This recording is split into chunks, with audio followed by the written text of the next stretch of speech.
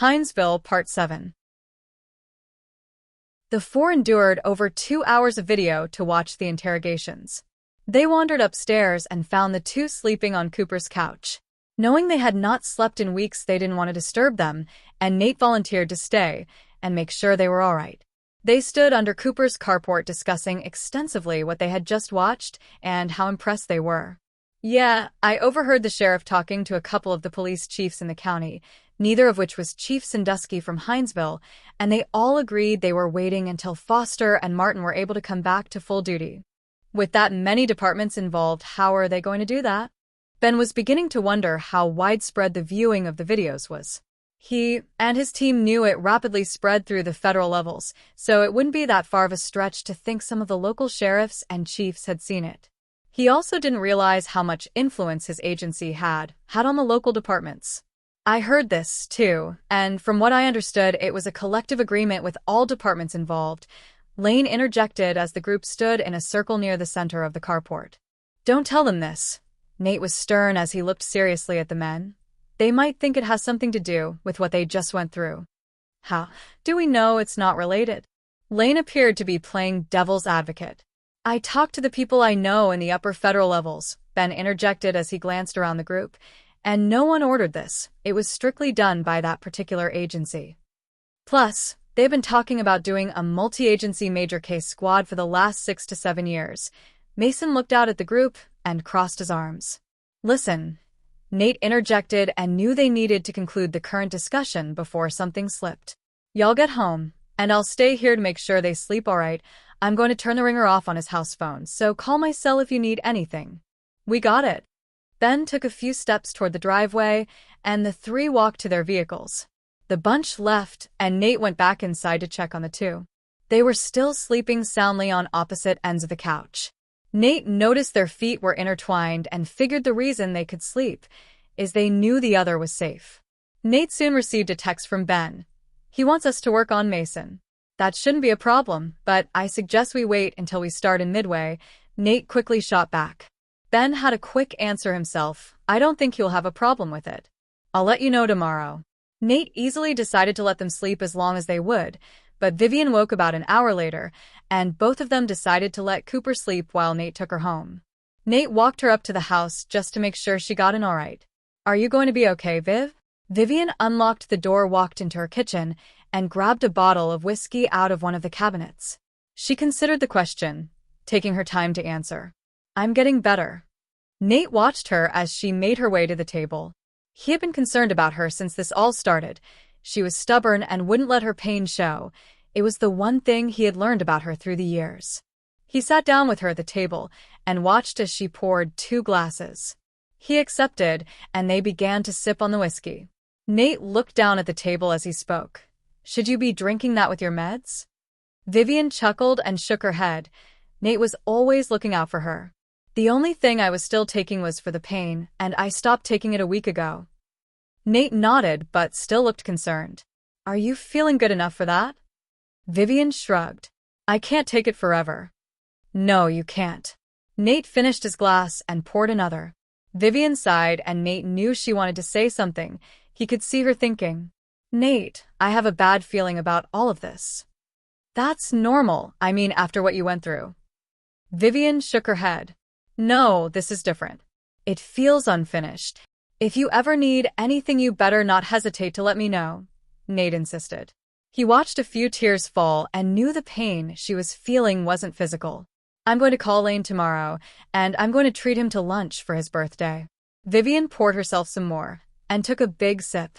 "Don't forget, you have an appointment with Dr. Hardy tomorrow," Nate reminded her and knew she needed it. "That's later in the morning. Me and Lane are going to go out for lunch or supper." She looked over at Nate, and he could tell she was hurting. "Nate, I hate to ask this of you, but you want me to stay the night?" Nate cut her off. "You can stay up all night watching TV, or you could crash anywhere you want. There's the couch and a spare bedroom in the back." Vivian pleaded with him. "You got it, Viv. Your appointment is at 10 anyway." Nate got her to her appointment, and then he brought her over to Lane's place in Savannah. Lane would bring her to lunch, and then back to her house. Lane grabbed his keys, and they left for an early lunch. "What's on your mind, Viv?" Lane questioned her and started up his truck. "Lane, all these years, they have stayed in the shadows, but now they do this." "You don't know this was them." Lane tried to rationalize, but even he knew better. "I have no doubts it's them." Vivian barely gave him time to finish his statement. "I'm terrified of these people." "Justifiably so." Lane glanced at her at a traffic light. "I honestly thought they were gone." Lane pulled into the restaurant, parked the truck, and looked over at her. "You know better than that. From what I remember Jake saying, they will never go away." "Shit, come on. Why don't they just leave me the hell alone?" "Enough is enough." Vivian started to climb out of Lane's truck, and he grabbed her arm. "I will do everything in my power to help you." "I know." Lunch went without a hitch. Lane got her to her house and visited with her for a little while. What Nate reported worried him. He had never known Vivian to need someone around. She had always been so independent, almost to the point of concern. "Would you take me over to the baker's?" Vivian asked Lane. "Sure, Viv," he said, and watched her grab her backpack and head to the door. Lane and Vivian walked up the front steps and rang the doorbell. June Baker opened the door. "Vivian, Lane, y'all come in." She held the door open for them. They walked in and followed her to the kitchen. "What can I get y'all?" "I'll take some lemonade," Vivian called out, remembering the deliciousness of it. "Yeah, me too." June poured them each a glass and stepped over to them. "Let's go sit in the living room." The three walked in, Vivian claiming a seat on the end of the couch and Lane and June each taking a chair. They all started chatting, but Lane was concerned. He had never seen Vivian like this. Vivian looked over at June. "Do you remember the whole birthday incident?" June laughed. "How could I forget? That cake." She shook her head. "It was suffering. That is still the most beautiful birthday cake ever." Vivian smiled sweetly. June looked over at Lane and saw him smiling, but the concern on his face was evident. She was relieved to see it and know she wasn't the only one worried about Vivian. "Lane, do you know that story?" No, ma'am. I don't know that one." Lane turned to Vivian to hear the details. "I was 9 years old, well, about to be." Vivian and Mason were playing nicely in the backyard of his house one afternoon just after school started. "Guess what?" Vivian turned to Mason. "What?" Mason asked as they finished sliding off the swing set. "Tomorrow is my birthday. I'll be 9. Vivian mentioned as she picked at the grass. "That's awesome, Viv. I don't turn 9 until October." Mason jumped up and ran to the football in the corner of the yard. "Go deep. I'll throw it to ya," Mason called from the fence line. Vivian jumped up and ran to mid-yard, waiting for the pigskin bomb to come hurling through the air. "I'm ready." Little did the two know June had overheard the whole conversation. June was determined to make Vivian a birthday cake. She soon stepped to the door to call them in for dinner. Vivian left shortly after dinner with strict instructions from June to come to the house straight after school let out. The next afternoon, her and Mason walked home from school together, with Billy accompanying them. "Wow, Vivian, you're 9, 4-year-old Billy said in awe. "That's just 5 years older than you," Vivian pointed out. "Yeah, but 5 years. That's practically my whole life." Mason chuckled and nudged Vivian. "You know, he's right." They all trotted up the steps to the front door. "Mom," Mason called out, "we're home and Billy is with us." "Great." June came out with a party hat on, and Vivian's eyes lit up. "Happy birthday." Vivian had a huge grin on her face, as well as Mason and Billy. "Come to the kitchen." June waved them to the kitchen. They all ran into the kitchen to see Charles sitting at the table, also wearing a party hat, a cake with 9 candles in it, and one stuck in the side. Mason deflated a little when he saw the cake. It was lopsided, and it looked like the icing had melted some. The "Happy Birthday, Vivian" in pink was barely legible in the chocolate icing on top of the cake. He would have died before he mentioned it, though. "Come on, Vivian, sit right in front of the cake." Charles blew a noisemaker at her. Each one was given a hat and a noisemaker. The lot of them then began to sing "Happy Birthday" as Charles lit the candles. They made it through the song, and Vivian blew out the candles, and as she did, the top slid to the side. She started crying and rubbed her eyes. "Vivian, I'm sorry." June began before Vivian cut her off. "This is the best cake ever." Vivian sniveled out. "It even moves. I've never seen a cake move." She wiped her face with her hand in typical 9-year-old fashion. "It's beautiful." Charles always liked the girl, but this just endeared her to him. Anyone else would have saw the glowing imperfection that it was, but her, and he knew she meant it. To her it was the most beautiful thing she had seen. "Then let's eat it," Charles bellowed. This made Vivian chuckle, and they all indulged in a slice with a large scoop of ice cream. Lane was chuckling listening to the story. "Lane, that was the most horrid-looking cake ever. I had fallen behind and had to ice the cake while it was still warm." June chuckled thinking about the post-cake noise-maker battle with the kids. "Are you kidding? That's still the best cake ever." Vivian hadn't gotten the sentence out when she started crying. June quickly moved next to her and put a pillow in her lap. "Oh, baby, I know." June let Vivian lay in her lap as she rubbed her hair. "It's okay. It's going to be okay." June held her for a long moment as Lane texted Charles, Mason, and Kelly. "Baby, why did you come today?" "Because whenever I came here, I never felt anything but loved." Vivian sniveled out with her eyes closed. But June knew it was more so that she felt safe here, and that was perfectly fine. Soon Mason arrived, followed by Kelly, and then a short time later Charles showed up. They were all able to calm her down and brought her back to her house. Lane found a sedative prescribed by Dr. Hardy and gave her one to take. They had her resting in her room when they all went to the kitchen to talk about it. "We can't leave her alone right now." Mason looked out over the group. "I agree." Lane nodded and considered what they could do. "Nate told me she asked him to stay over last night. He could sleep where he wanted, either the couch or the extra bedroom. If he wanted to, he could have stayed up all night watching TV. We need to make a schedule so someone can be here with her until she can deal with it." Kelly tried to think how they were going to do that. "Mom, Dad, I know you want to, but I think it would be better if her coworkers were here with her, plus Sherry and Kelly." They both nodded when June looked up at her son. "I'm still going to come and see her. She's in so much pain. I was able to get her into Dr. Hardy's office again tomorrow." Lane announced to the group. "Good. I'll take her tomorrow," Kelly volunteered, "and then spend the day with her." The group had it settled and set up a rotation schedule and would play it by ear as the time went on. However long she needed them, they would be there. A couple of weeks later, Cooper was released for full duty and started to work on a few cold cases, but Sullivan didn't want him on call just yet. Vivian still couldn't drive and continued recovering at home.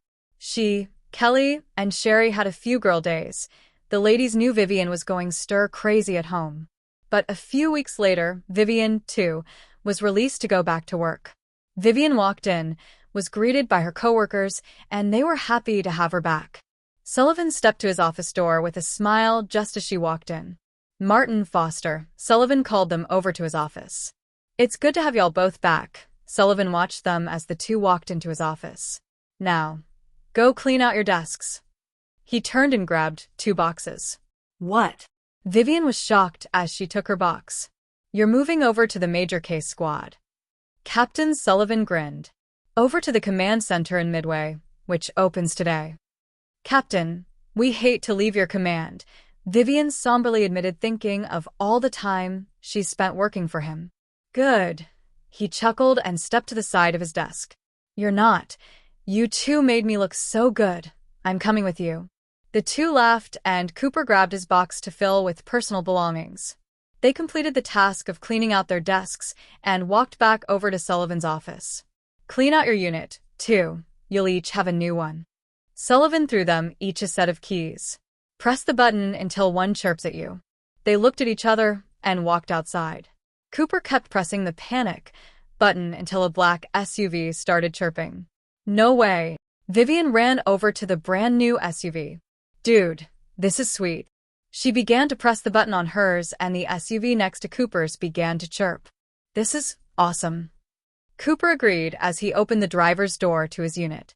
Soon the two headed over to Midway and their new squad. They arrived carrying in their boxes and were shown to their desks by the security officer at the front. They were the first to arrive, and he said instructions would soon follow. He gave them their entry badges and instructed them to put them on before he left. They both clipped them to their lapel and unloaded their belongings. Vivian noticed the desks were pushed together in groups of 6. Her and Cooper had 2 in their unit. She began to wonder who the other 4 would be. Vivian looked around at the building as she swiveled in her chair. It was old but had obviously been updated recently and had been given a touch of modern architecture. The ceiling was high, and you could see a second level that contained offices for what she assumed was the brass that overlooked the squad room. She looked over to see a glass-walled office near the doors to the squad, with Sullivan's name on it. She glanced over the large room to see lots of glass doors and walls in the open squad room. The only exceptions, she noted as she walked solo around the squad, were the interview rooms.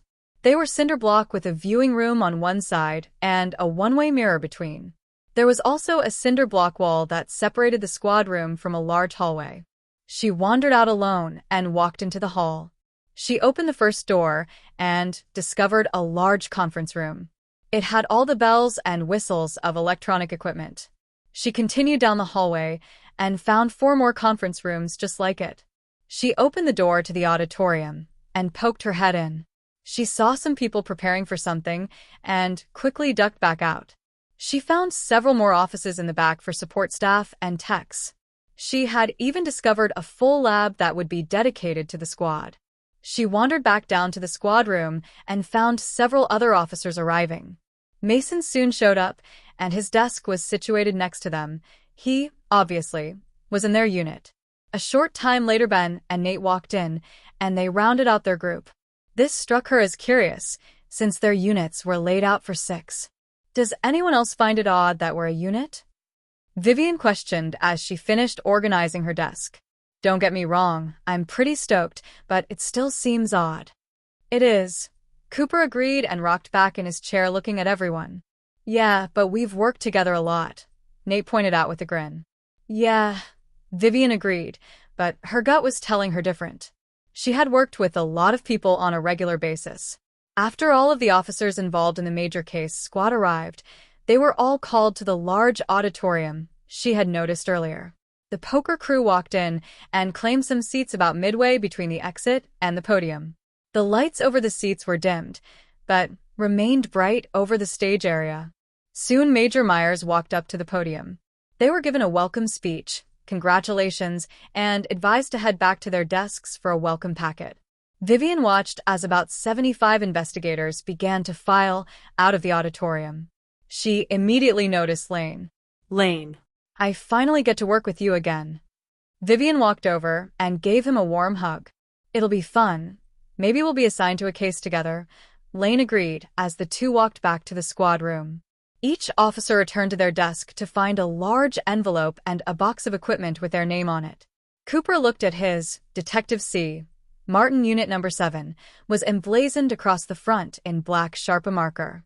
Each opened their envelope and found new credentials, a new badge, keys to the building, and lists of names for crime scene and other agencies they would need to contact, and a map of their zone within the new jurisdiction.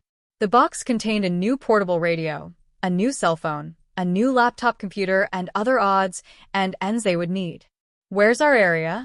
Ben unfurled his map, trying to figure out where they would be working most of the time. Cooper looked in the packet and found his map.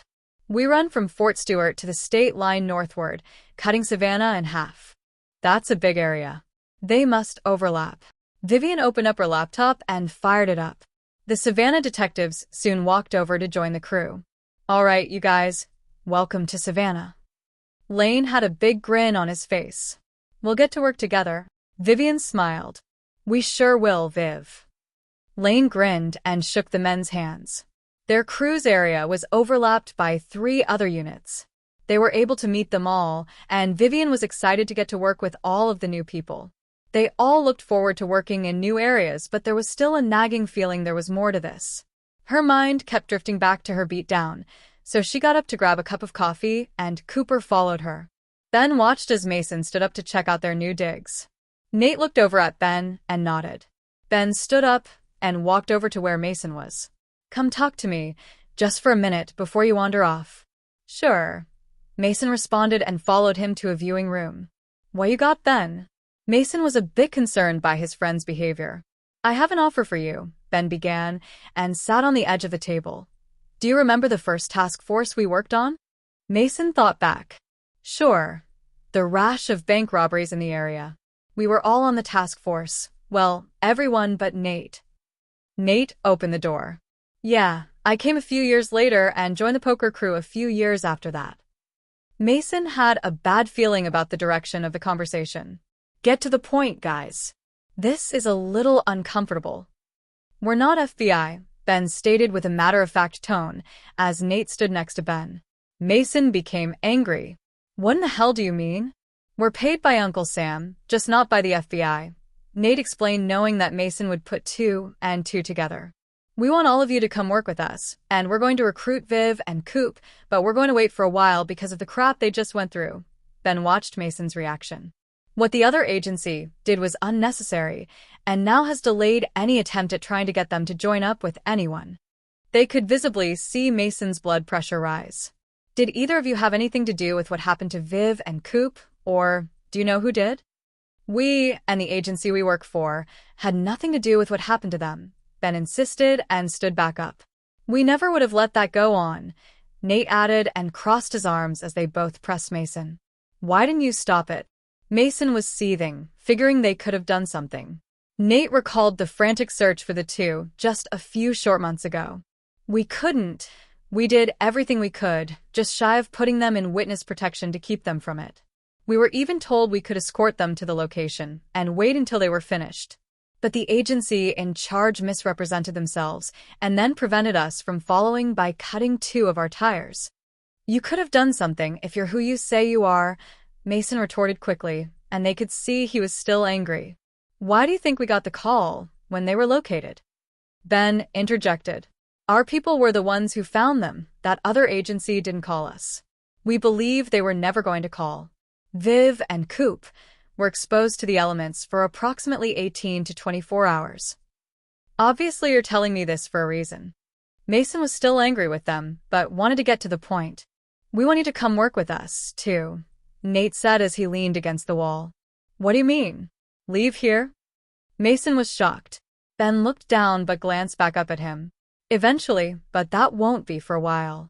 We want the other two before we leave, Nate informed him and put his hands in his pockets. I want to know who I would be working for before I decided anything, Mason said, starting to calm down a little. Besides, I have to talk to Kelly before I decide anything. We can get our supervisor to come talk to you, explain it all, and then you have a week to decide, Ben offered, as him and Nate waited for a response. When am I going to talk to the boss? Mason still wondered how much the two could have done to prevent what had happened to Vivian and Cooper. In a few minutes. Nate watched, knowing that Mason was still a bit angry and probably had 1,000 questions. Mason was shocked that the boss was there and stood there going over who it could be.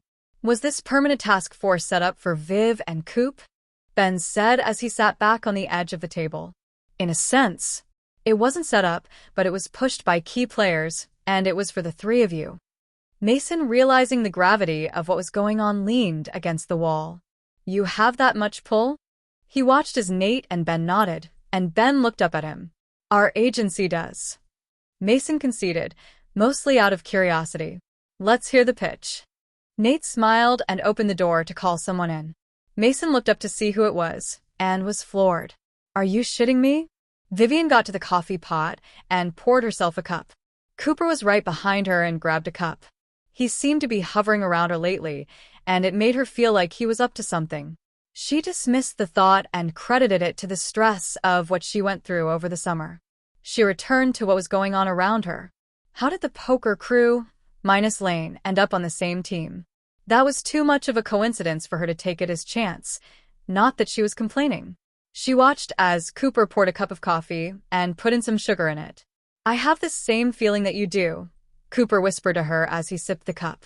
I keep trying to shake it, but I can't help but feel like there's more to this than meets the eye, Vivian sighed as she stirred her cup. Yeah. Cooper took a sip. Vivian turned toward the wall and sighed. Please, don't think I've completely lost it. Cooper turned to her quickly. What is it? Vivian sighed again. I can't shake the feeling I'm being watched. Cooper looked as if his whole body relaxed a little too obviously. I'm so glad you said that. I thought I was just being paranoid. Vivian held up her cup and chuckled. Here's to being paranoid together. Her and Cooper toasted and went back to their desks. They would soon have their first case.